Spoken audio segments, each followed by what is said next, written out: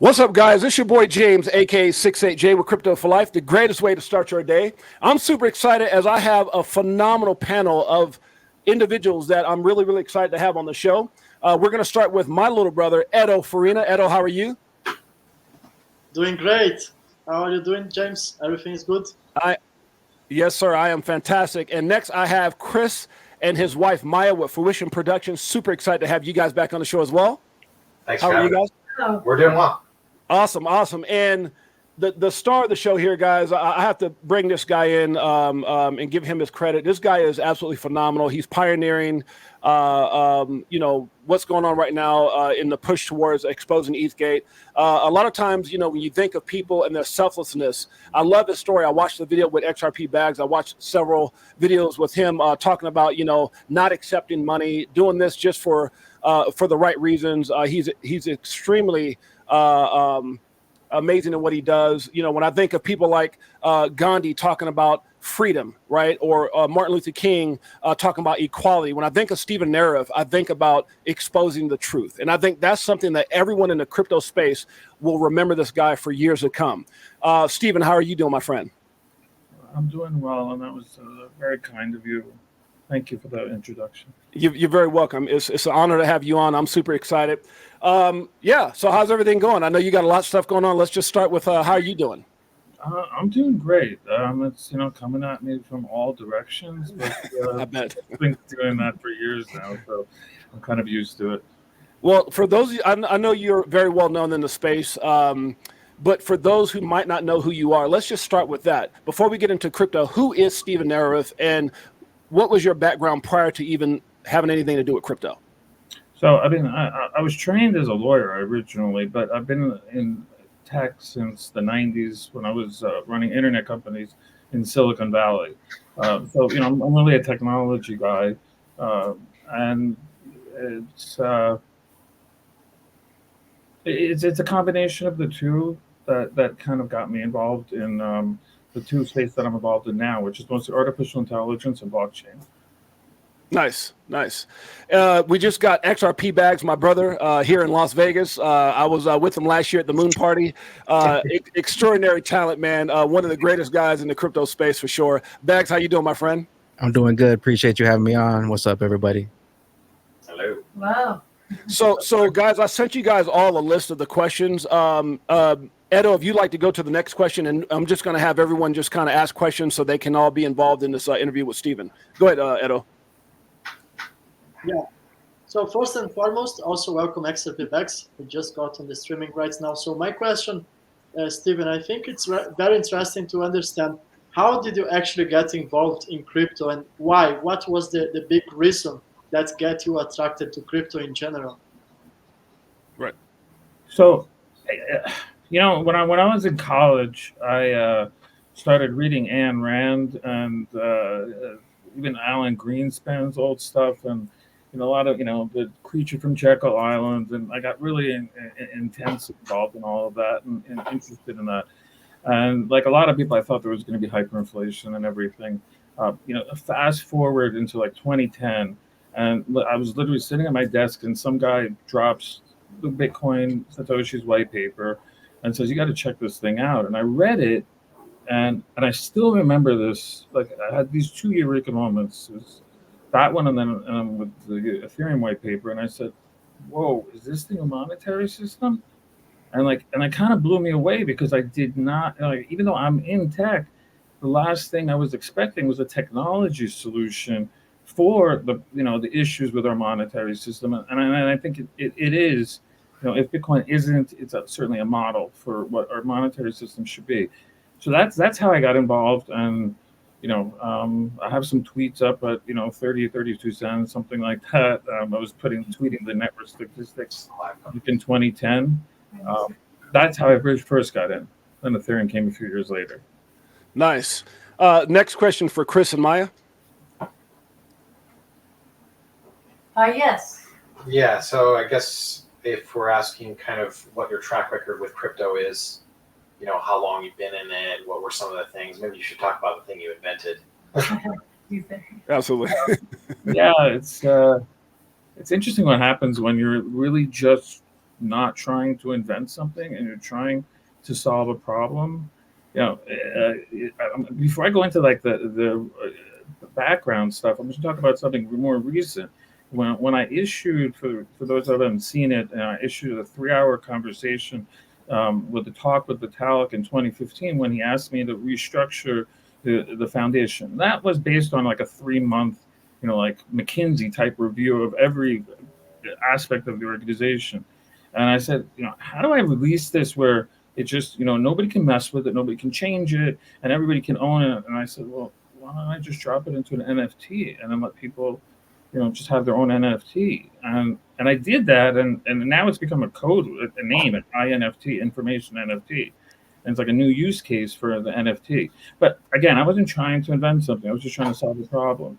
Back in 2014, early 2014, the Vitalik and them contacted me, and then they said we want to sell, this thing called Ether. And I say this thing called Ether because it was like we didn't understand what these, like how to think about these things that we're referring to as tokens or coins back then. And they were told by the SEC and like a dozen white shoe law firms that it would be an unregistered sale of securities, under the U.S. securities laws. And they asked me, can you figure out a way for it not to be? And the gist of it was I had to figure out how to think about this thing, the token, and that's what came up with the product narrative, that it was like fuel or like a stamp that you put, and the reason is because it had what I was calling functionality, and that became the genesis and invention of the utility token as we know it today. Then the second thing I needed to do was figure out how do I sell this to the public without turning it back into a security. And so you're kind of thinking in a vacuum because you're thinking, what are all the possible ways that something could go wrong? Like potentially a whale buying a large amount more than they could use. That wouldn't make sense for a product. If you're buying, like 1 million barrels of gasoline, unless you're like American Airlines, it probably is not a product for you, right? But for American Airlines, it is. But if you're a whale, it's probably not. And so I had to think of all of those. And so all those steps that I put into place, that turned into what is now known as the ICO, and evolved it into the IDO and IEO. So those were the two that I did at Ethereum, and there's been a bunch of other stuff that I've done over the years in crypto, that I put out there, and while I'm doing that, I just have also like a bunch of stuff that I've done in artificial intelligence. Wow. Head of the game. I love it. XRP Bags. Next question, number 4, brother. Yeah, Steven. So when did you realize that something was off, and why did you want to speak out? Okay, that's good questions. So while the crowd sale was going on, actually I was in the same office with it was an office I rented for Ethereum in New York. Okay. And Joe and I and a couple other people were in that room watching it, kind of the whole the crowd stuff for the 42 days. At the same time, we had started this company that we originally called Nuco, then we renamed it Consensus. Okay. And so Joe and I were running this company called Consensus. And I would say somewhere around like after the crowd sale, there was something that made me uncomfortable with Joe. I've been very open about it. Right. I just came to him one day and I just said, it was unclear how much I owned. We were going back between 25 and 50. I said, well, you should be 50-50. He said, no, I should be 75. And I was like, well, you actually don't know what the hell you're doing. Why are you 75? But, like that as a day. I just said to him one day, it's like, I was very uncomfortable with this guy. There were certain things that he did to other people that I saw that I was like, that's just like not like human. Like that's not normal. That's pretty like devious. And so I felt uncomfortable. So I just told him, I said, no harm. Like here, you can take back whatever. I don't have any claim on anything. Wow. years ago, he asked me I had all the domain names, consensus.com, and everything. I gave them all to him. I wasn't aware of anything during the crowd sale. That's the interesting part, because I set up the whole structure, but I wasn't on the back end. So like Joe and Vitalik, as far as I understand, had access to the Bitcoin address. And we talk about that actually in the recording, where they said, because Joe hadn't hedged the position, which was a problem because Bitcoin fell. Right. But when I did my review, that was more towards the end of the year in 2014 into 2015, then I started seeing a lot of things that were making me very uncomfortable, and I've it's in the recording. Right. I said to Vitalik flat out, I said, I didn't know of anything specific at the time, but I said, based on what I've looked at, I can't imagine security laws have not been tripped. Because it didn't. What it appeared like was the steps that I put in for the ICO didn't appear that they were respected. I didn't have anything hard but I was getting half answers or evasive answers, or people didn't know. One of them was specifically the size. Were people limited in the size and how much they were buying? Right. And so that was the second one. Now, your other question in terms of I guess the next time, when did I decide to speak out? I made the decision I was going to speak out while I was getting falsely prosecuted. When I was in kind of the depths of that, when every attorney told me you've got no shot, you're not getting out, and I said to them, this is getting dropped. I don't care if it's unprecedented, it's getting dropped. But I made a commitment to myself. I said, when I get out of here, I said, I'm going to tell the world the truth, regardless of what it costs me, regardless of the danger to me. I don't. It's I made a promise to myself that everybody needs to know what's happening. Right. Well, let me ask you this, Steven, with the fifth question here. What do you feel? What was the reason? Was it because you were asking questions? Was it because you were questioning everything? What was the reason that they came after you? I mean, that's the part that I just don't understand. Oh, there's two questions. There's one, why didn't they actually, to their credit, they never tried to buy me out, but pay me off or anything like that. The kind of money that they were stealing, whatever, and that was, I think, as a result of the fact that I refused my ether. I gave back, my, whatever I had in consensus. It was I basically gave up about 1 million ETH, and they saw that I didn't really care. Wow. So they made the right choice, I guess, for them, because if they had come to me, I would have immediately gone to the authorities. So, what was the best? Sorry, the question was. Just was it because you were trying to ask questions? What? Yeah. Why did they go after you? So that bugged me for a while when a dozen FBI agents bust into your house like you're Pablo Escobar, and I have no idea why. But what dawned on me when I started, researching to defend myself, I had probably more documents about Ethereum than anybody else. I restructured and structured every single department. And so everybody was sending me stuff. I was getting on the Slack boards and all of that.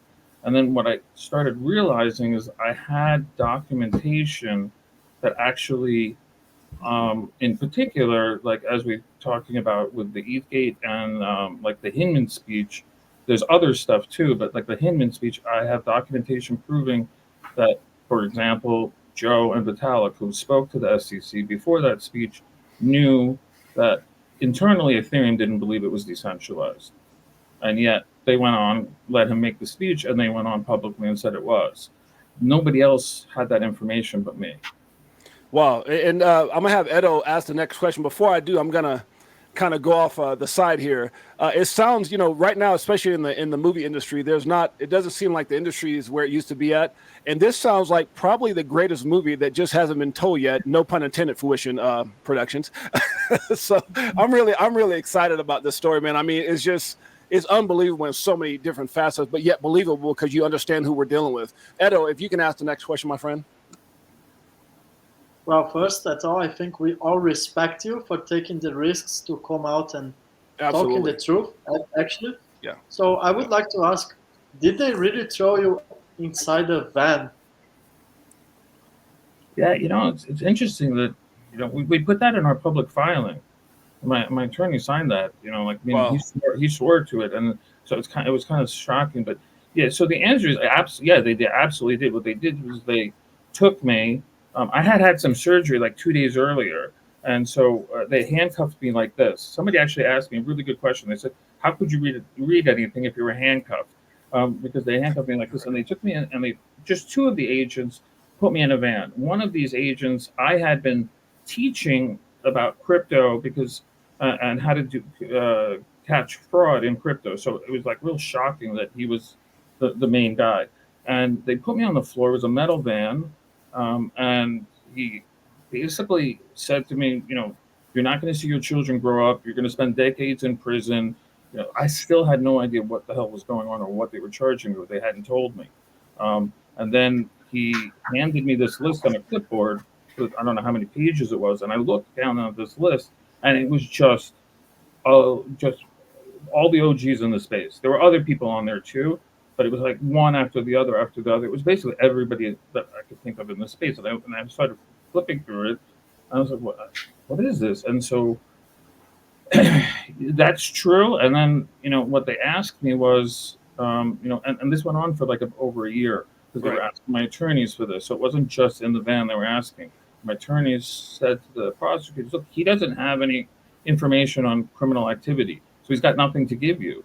And they said, well, that's fine. Tell us and literally I remember these. They said, tell us where they go on vacation.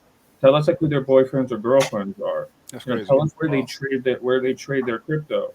And when my attorneys told me this, I said, this is a goddamn witch hunt.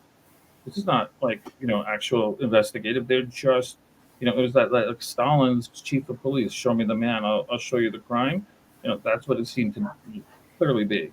That being said, it was clear to me that I was the main target, and they figured, well, they've got me. Let's see what else they can get out of me.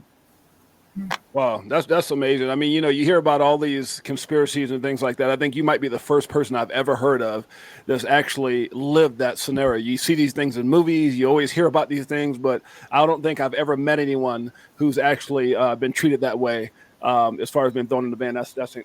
And importantly, this is every criminal defense attorney I've spoken to has never heard the fact that I was not given my arrest report. Wow. And to this day, they refuse to give me my arrest report. But clearly, it probably has this in there, and they don't want this to be shown. But I'm going to fight and get it. Wow, that's incredible. Chris and Maya, if you don't mind picking a question to ask, that'd be great. Oh, free choice. Oh, free choice. I thought number 9 would be great. I don't know about that one. Okay. Yeah, no worries. No, I think it'd be interesting to hear from him about, Steven, about your thoughts around the regulatory environment and with, John Deaton running against Elizabeth Warren in Massachusetts. Like, what do you see that race? What do you think that signifies? And also, what do you think is sort of like the steps that need to be taken, regardless of the outcome of that race? Sorry, I'm going slightly off topic, but I'm staying on the script. I think it'd be interesting, Steven, to hear kind of what your thoughts are, like where we're going in the regulatory environment with that John Deaton race against Elizabeth Warren. Like, what could that mean? Because already you're kind of seeing Elizabeth Warren sort of shifting all of a sudden her positions on crypto. She was a very staunch anti-crypto person for quite a while. And as he asked that question, did you guys see the video where she came out promoting like she wants weed to be legal worldwide? I mean, it's just the stuff that they're trying to do right now to get votes is just ridiculous. But great question. Go ahead. Great question. Wow. I think Elizabeth Warren made a very huge tactical error when she went after crypto, and I don't think she realized that what large percentage of the population and the electorate at this point has touched crypto in one way or another, and Right. and in some form or another, like understand that kind of crypto is like, a way to equalize the system for the guy, the little guy, right? And so That's exactly if right. anybody's going against crypto, it's like why are you going against crypto? Like why are you trying to take what you want?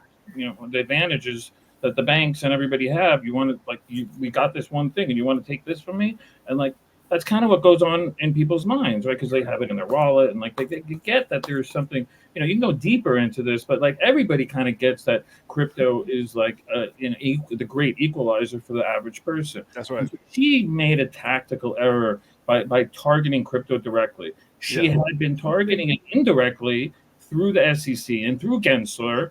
And like, I don't know if they're the same person because I don't see them in the same room at the same time usually, but like they seem to be going across the same lines, Right. and I talked about it. She's been behind, some agency creations, like at the Federal Reserve level that are super draconian. And so she's been backing the establishment, the banks, the Federal Reserve, and like, so crypto was really a threat to her constituents. Now, why is this like? There's the Massachusetts voters, right? In my opinion, she's a horrible senator for Massachusetts. I don't even think she knows like anything about Massachusetts, nor does she care. She's Right. just all about national issues and like dealing with national issues, right? So, but whatever. That Massachusetts voters should wake up and realize that John Deaton, crypto aside, he is like on every single issue, and John, is representing me in a case. So I've spoken in detail. Like, look, the guy is just like super sharp and understands people. Now, Absolutely. on the side, from the regulatory standpoint, we're in a very dangerous place right now, like super dangerous. They've tried enforcement by taking people to court. Ripple fought them. Other people have fought them. Library lost. So some people have lost, some people have won. Coinbase is up next. And let's see what what's going to happen with them. But it's clear that they're looking to basically eliminate crypto as we know it to be a decentralized, non-regulated asset. And when you regulate it, the way they want you to regulate it, it loses, its ethos. It kind of loses its you can't, it just can't just go where it wants to go. Right. It's different than a security, right? And it's meant to be different than security. And I'm partly to blame for that, and by coming up with the product narrative of the utility token. That a lot of people have said to me that kind of like when it was embryonic protected it. They weren't able to like attack it from that angle. I think Deaton is one guy that has an understanding of like how he doesn't think that crypto should be the wild west. Right. I actually don't either. I'll put it this way: crypto needs regulation. Absolutely. That's not the issue. It's not regulation or no regulation, right? The question is appropriate regulation. Right? Warren Davidson put the Token Taxonomy Act in 2019, which created a safe harbor. And this is like, it made total sense. You do this, you do this, you do this, and you're a utility token, you're not a security, you're safe, right? Right. And Absolutely. if you go to like places like Dubai, and you want a license for an exchange, they give you a form, and they say you got to do this, this, and this, and then you can have your exchange, right? So it's pretty clear. What's clear here is that I think they have pushed not to have regulation, Right. and in the absence of that, they could attack anybody they want. What I think Deaton is so powerful in is that he has an understanding of regulation, has understanding of legislatures, and he's a force of nature to begin with. That's right. That he could be the one that could get a coalition, especially if they have a majority in both houses and in the White House, and actually get appropriate legislation. And the appropriate legislation, I would just say this, is that would really stop people from being afraid to enter into the space. More capital would come into the space. It would legitimize the space. And if you go around, and I've been to the other countries that have done this, you see it flourishes, and everybody's kind of like doing well. Right, and right. would enter the space. Yeah, no, I agree with you wholeheartedly. I think you hit the nail on the head. It's not about the SEC, Elizabeth Warren. Nothing they're doing is about regulatory clarity or trying to give that. When you think about, Brad Garlinghouse and Ripple trying to go in and sit down with them without any legal representation, just to be open and open up the books and say, hey, what do we need to do? When you think about Coinbase attempting 30 times, I believe Brian Armstrong said, and then finally having to file a lawsuit just to get some type of clarity. I think this is all about control, Stephen. I think this is about enslaving. I think they like that. And I'm not talking about a race. I'm talking about all people. I think it's about keeping people in the matrix. I think it's about, because what does crypto represent? Crypto represent, like you said, for the little people, it represents the opportunity for the little guy to dream again. It's the fairest form of capitalism that's out there right now, right? It's not about how tall you are. If you can, you could dunk a basketball like LeBron, if you can throw a pass like Joe Montana, if you can sing like Prince or something like that. It's all about just, being at the right place at the right time, doing some research, and you're able to put yourself and your family in a position that changes everything. No, they want to keep people in the box. They want to keep people enslaved. And I think that's what it's all about. It really sums up a narrative of control. And I think that's the problem that they have, or that's the problem that I see, is not really loving the people as they should. So with that being said, crypto XRP bags, you don't mind taking question number 9, my friend? Yeah, and also a quick note on that, regulations. BTC came out 2019, XRP 2012. Here we are 15 years later and still nothing, no regulations. So absolutely. Yep. Steven, we got Fruition Productions here. How big do you think and how important do you think this documentary coming out from Fruition Productions? Oh, I think it's like it's huge, right? Yeah. It's like it's so there's two things to it, right? It's the fact that like these two people, Chris and Maya, and Chris's, and the team that they had, and they really have a very, very, very professional. This is like going to be an amazing production. Like people have high expectations. Right. But you have two people that are like super intimately familiar with and have lived this entire story as XRP holders, as part of the XRP army. They watched it, like they lived it, right? And then they actually have the professional skill set to create the actual full production. Right. And there's another narrative. There's another important thing here. Is like these two are like also unusual. Like not everyone in crypto like understands like the bigger picture and how this kind of slices out, and how to be able to present, things that a narrative that you may not catch, right? And where not to distract people, and like, really where to, So I think the Ripple litigation in and of itself is a story that needs to be captured, right? Because from a historical perspective, like even if you look back to right before they filed it, Joe Grunfest, the former chairman of the SEC that I worked with on a daily basis, when we were working at Ethereum, he sent a letter and said, do not file this. Like this would be an unprecedented, both in scope, enforcement action, and you have no reason. There's no substance to. You have no definition of why Ether, for example. He says Ether and XRP. There's no differentiation. You're not putting anything forward. Right. Do not, and there's no need to rush and file this. And yet they did that. So when you've got a former chairman of the SEC who's got insane credibility, and he's sending that letter to a current chairman of the SEC, that's like unprecedented in and of itself. Absolutely. And yet they go on their very last day and file it, right? It's a tale of how our democracy and our institutions could get co-opted and can go rogue. Yeah. And not on an individual. What's scary about this one is like it wasn't an individual, one rogue individual, and it wasn't some people that were there and I think like they gave them a bribe. These were multiple agencies. Like the SEC was the one that was actually prosecuted behind my prosecution. They're not allowed to be behind a criminal prosecution. Same people involved. And that's what you're talking about now is widespread corruption throughout agencies. Like the entire agency is acting in a corrupt manner. Like that's actually, all due respect to everybody on crypto and CoinMarketCap, this is a bigger story than crypto. This is about our democracy. Right. Well, I want to add into XRP Bag's question before I ask my next question, and that is just the love and admiration I have for Chris and Maya, and just with the interview. I do a lot of interviews, but you can just tell these guys are all heart. Their story is incredible. I hope.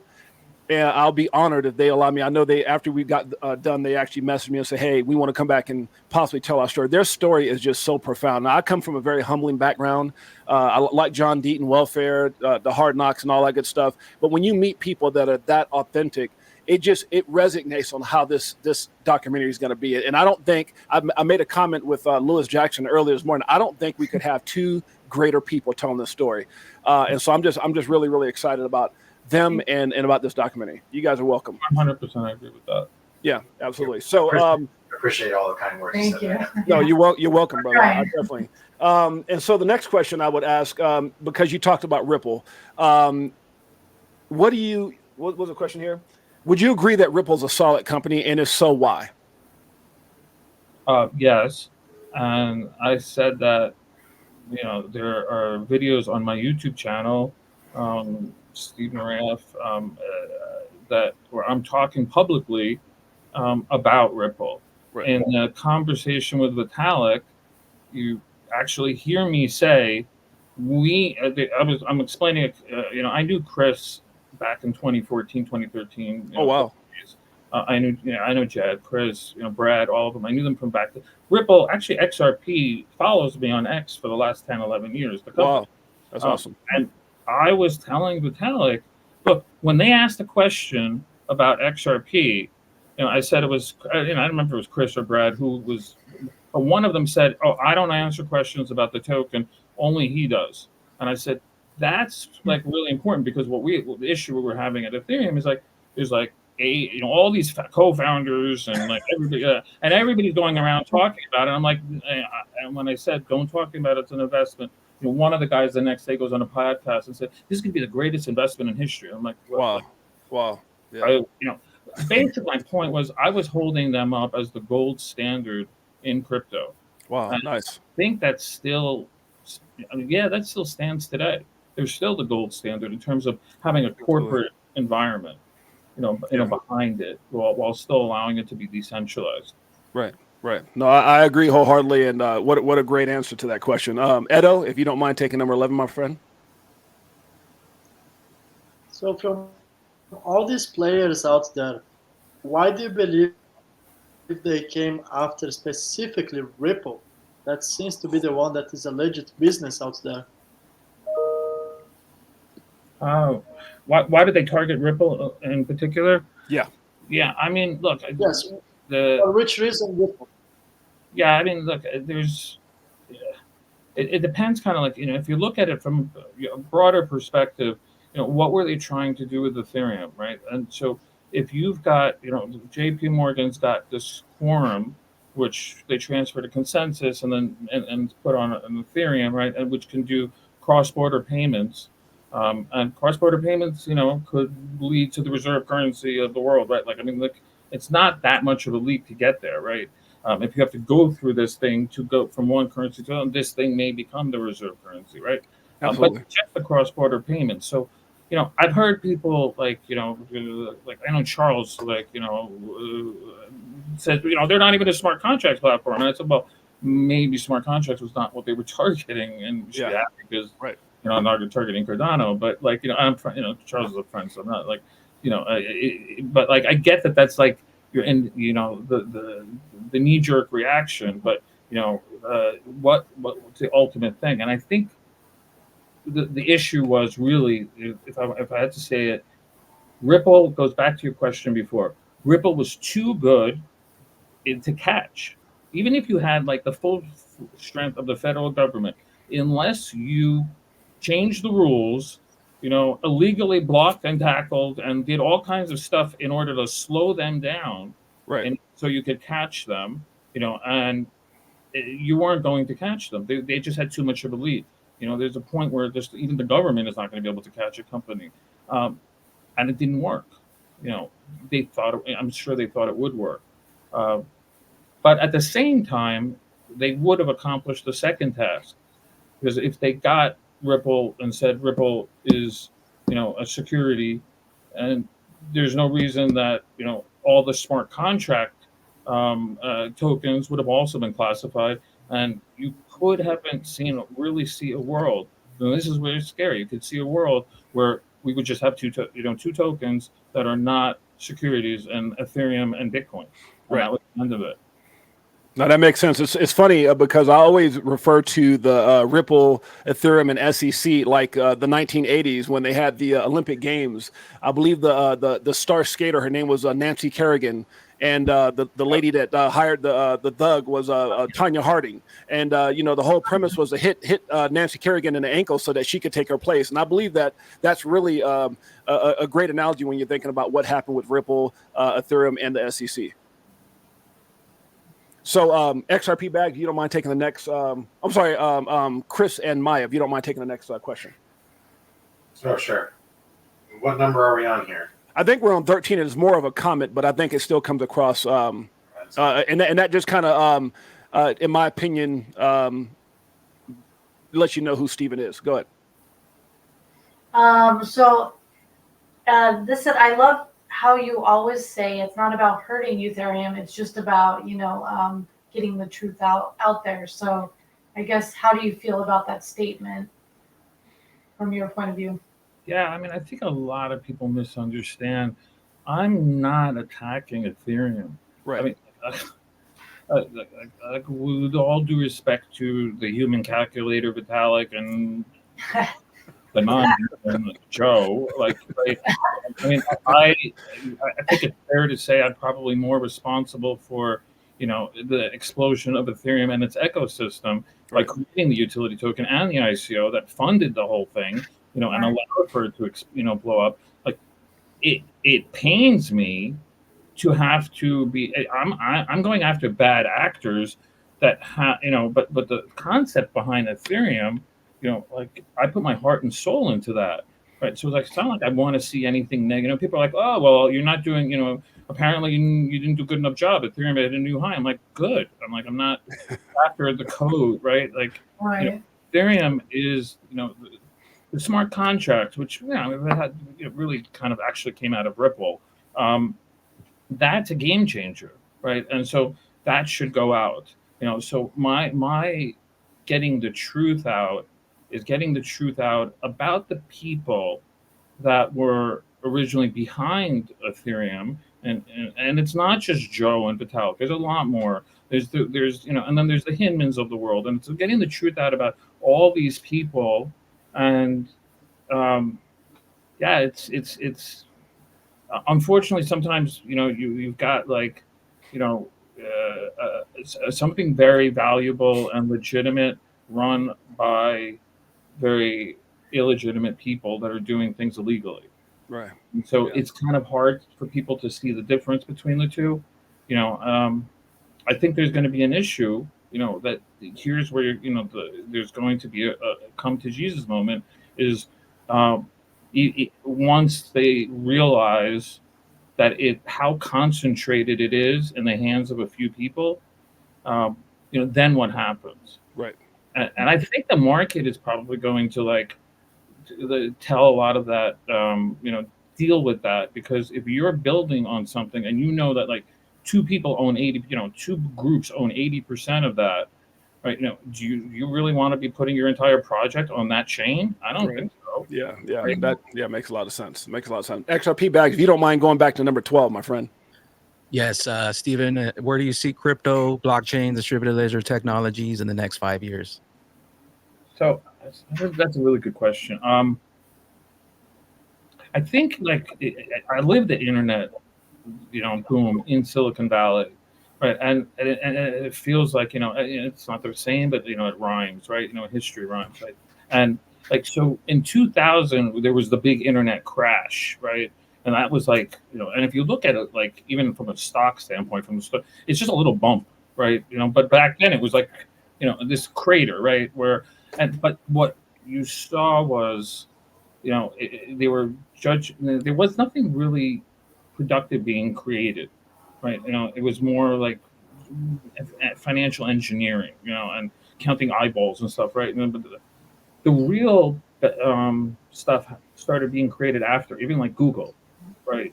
I think crypto is going to have that moment where the market's going to say, okay, and here I'm talking about like dApps, right?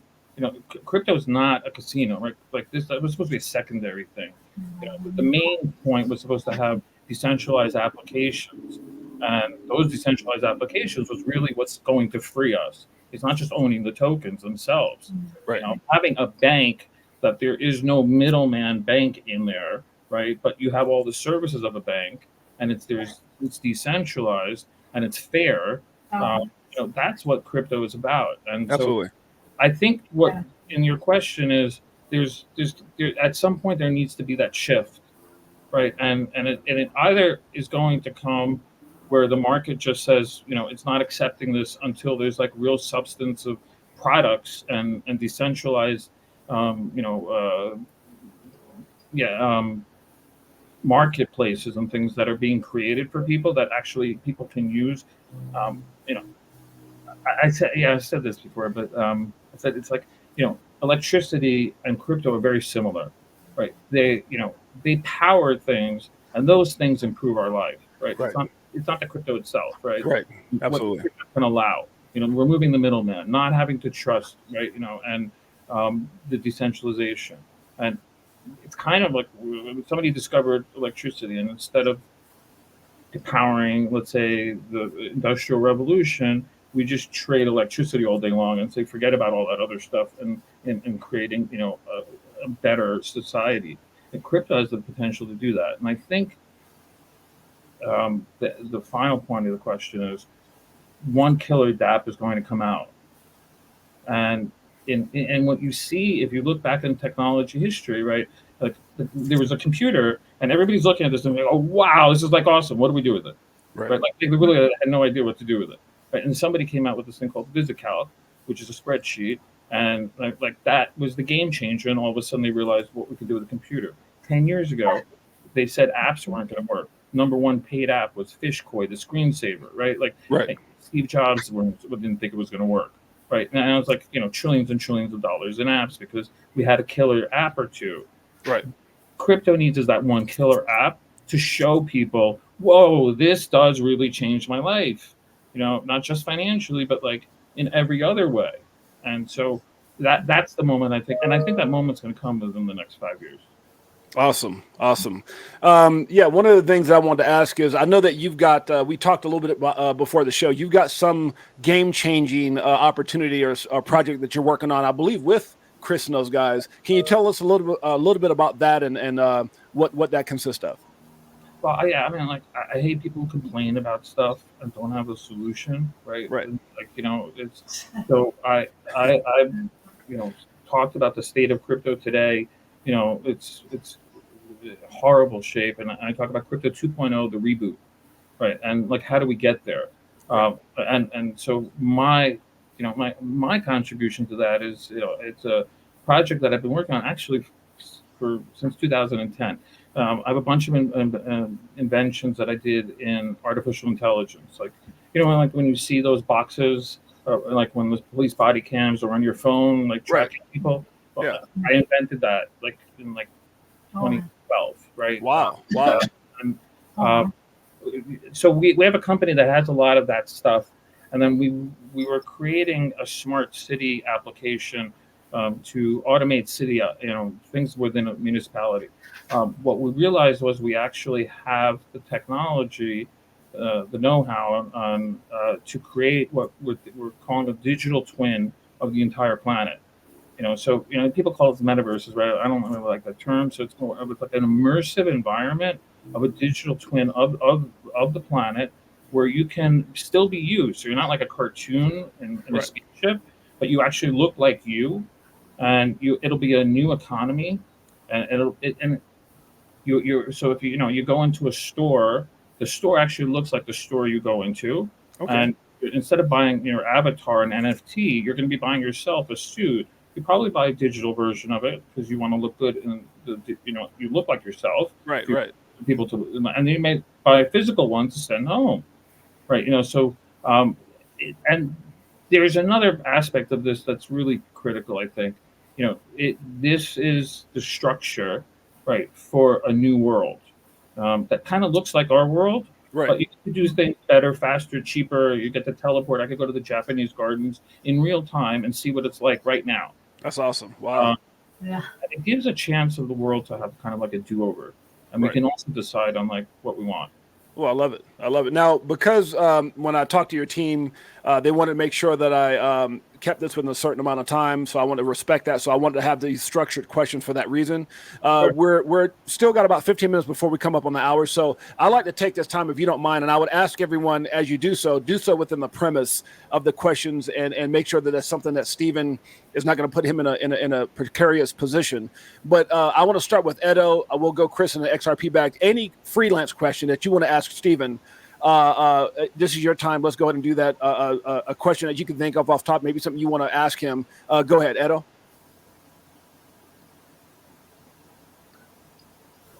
If you could go back on time, would you change anything about your job in Ethereum, the things that you have done for the foundation? Great question. Wow, great question. Yeah, I would. So like one thing I would change is I would insist that there's a third party auditing what's actually happening on the back end, right? Like what's coming through. I also would have enhanced the verification. We know it's AML KYC, but more than an email address would have actually had, to show you're a person, because that would have avoided the disguised whale issue. And so, like, those are two very key things that I would have put in place to make sure. But frankly, I wasn't really thinking that there was going to be some illegal activity on the inside, right? We were more concerned about people from the outside, and getting attacked and things like that. So those are two major things I would do. One other thing I would add is, and I know it was proposed, is I would have put in place a transparency program where everything that happened, is actually transparently put out. But they chose not. They voted against that. That's like kind of telling. Yeah. That was in 2015. Maya and Chris, or individually or together, doesn't matter. A question or a comment that you want to ask or present to Steve, that'd be great. Yeah, I'll ask a question. I guess, give me your sense of like a utopian future, and where can we as a human race not repeat the same mistakes, right? I'm sorry, last part? Oh, just where can we as a human race not repeat the same mistakes? And just like what your ideal is of a utopian society, and how can we, what would get us there, or what would be challenging and what would destroy us? How do we not repeat the same? Yeah, it's a great question. So, like, going back to the project that we're creating, the digital twin, and it's called Clone, KLONE. One of the premises behind it is it gives society a chance to do a do-over, right? It gives us a chance, like for people who've been to Burning Man, right? Like you understand, after being there for a couple of days, you're like, there's something different. Like they've created this, basically utopian society that you can go for like 5 days and like, and hopefully soak that in, right? So that here's a chance where we get to re-question our values, right? And like and do it in a way that's probably safe. But like, is it okay to kill a virtual person? Like, is that okay or not? Like, Right. There's millennials where we've decided where we just go to war. Like, could we in this new society say war is not allowed? Like, is that we get to re-question and crypto, blockchain, immersive experiences. This gives us the opportunity, and I would just finish with this one thing, is that beyond the tech and everything, and I've spoken about this for years, governance, which is really what we're talking about, governance and values of a society, is actually going to be the hardest part to solve in crypto, and blockchain, right? And that's we're in the kindergarten in terms of that stuff, and so when you're talking about an immersive experience and that governance, like that's really, really complicated. And it's probably gonna take us a generation or two to figure it out. But I think having the virtual world opportunity to figure it out, people will say, maybe we should, like, they don't even realize that just because we've been doing it for so long, it's wrong, right? Right. Yeah, that's a great question, great answer. XRP bags. Yeah, so speaking on like ETHgate and everything going on over there, do you think that we get some type of resolution, and are people going to be held accountable, and can this kind of be like a catalyst that drives us into like some type of utility era, or where coins with use cases actually come to the forefront? Well, let me first of all be clear about what legal action I'm taking and I'm allowed to take. Okay. And I'm doing everything that I can. But they make it almost impossible to sue the federal government for what's called malicious prosecution. But I read that needle and I satisfy the requirements. So I will be filing a lawsuit against the federal government for actual losses that I sustained as a result of their prosecution. That is like the what of what happened to me, right? So, Joe and Vitalik and Hinman aren't specifically in that. The second part of that, right, is why. Why did this happen to me, right? Right. And so I can sue for the what, and to the extent I can pull those other people in, they may have immunity, right? But that doesn't mean but they also may have committed some criminal actions also. And so during the discovery of this, we'll figure out how many people, and why this happened to me were involved in executing this against me. And I think you'll find an insane parallel between what was happening, both time and people, against Ripple, and what was happening against me. The timelines match up like incredibly, going back to 2017. Oh wow! And it both started. Now, in terms of will people be held accountable? It's interesting because people are saying, well, it's a government agency; they're not going to hold themselves accountable. There's something different and this is where blockchain comes in, and it's a double-edged sword for those guys, right? And I'm going to shout out to Boring Sleuth from Truth Labs, because I got really fortunate. I have all the evidence about what happened, both wrong against me and against Ripple. But he's got the on-chain data to actually prove out, and you can't argue against that, right? So that gets public, right? There have been instances where, like, large amounts of government employees were held accountable. I can't remember the name of the one where they offered bribes to like all these congressmen. Right. Oh yeah. Yeah, and senators, and a few didn't take it, but a bunch that did take it, and they all got prosecuted. And people didn't think that anything would come of that, right? But no, they actually did get prosecuted. So I think it's going to be. I don't know how they can avoid it. Plus, most of those people will already be out of office. So why would the new people coming? That's one of the problems. The time has gone on for them, and especially if it's an administration shift, right? Like, they don't have loyalty to those guys. Right. Well, final thought, Steven, for you. Before I wrap it up, I want to just open up for anything that you want to comment on, anything that you want to say. Your final thoughts. Yeah. So I'm just one guy, right? Hopefully I've contributed to this space, and whatever I did, I did it out of, wanting really a better society. I didn't take any money or anything for it.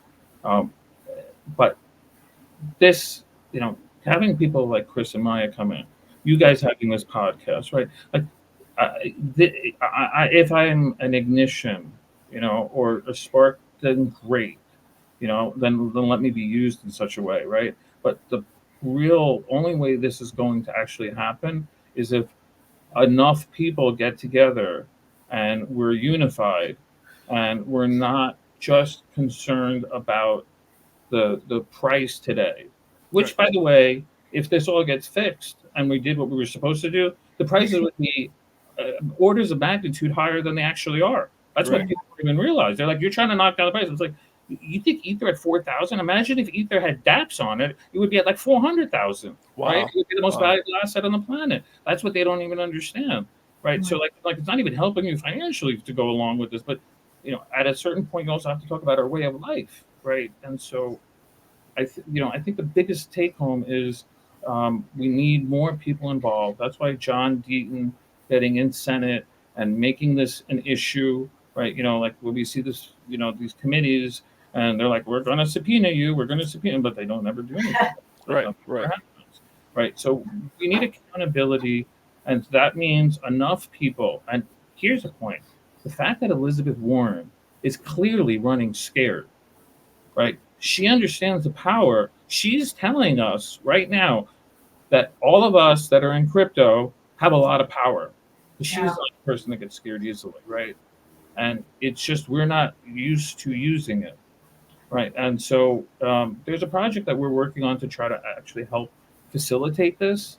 But the key, I think, is going to be using our numbers, and they cannot beat our numbers, right? At the end of the day, it's a republic for the people, by the people, right? It's our republic. It's they are supposed to serve us, and this is a time where we have to demand it, because if we allow this to happen, then I think we're really close to a slippery slope. And I don't want to go down like conspiracy theories, but I'm like, it's just kind of very clear. If this goes unanswered, then what else can not be, what else can they not be held accountable? Pretty much anything. Absolutely. Now, I do know that, if I'm not mistaken, as we wrap this up here, now, one question I have before I actually make this comment: are you coming to Las Vegas by any chance? When is it? Yeah. It's May 3rd and 4th. I believe Deaton's going to be here. I believe, Garland House and Joe Katz, all those guys are going to be out here. So, yeah, it's going to be great.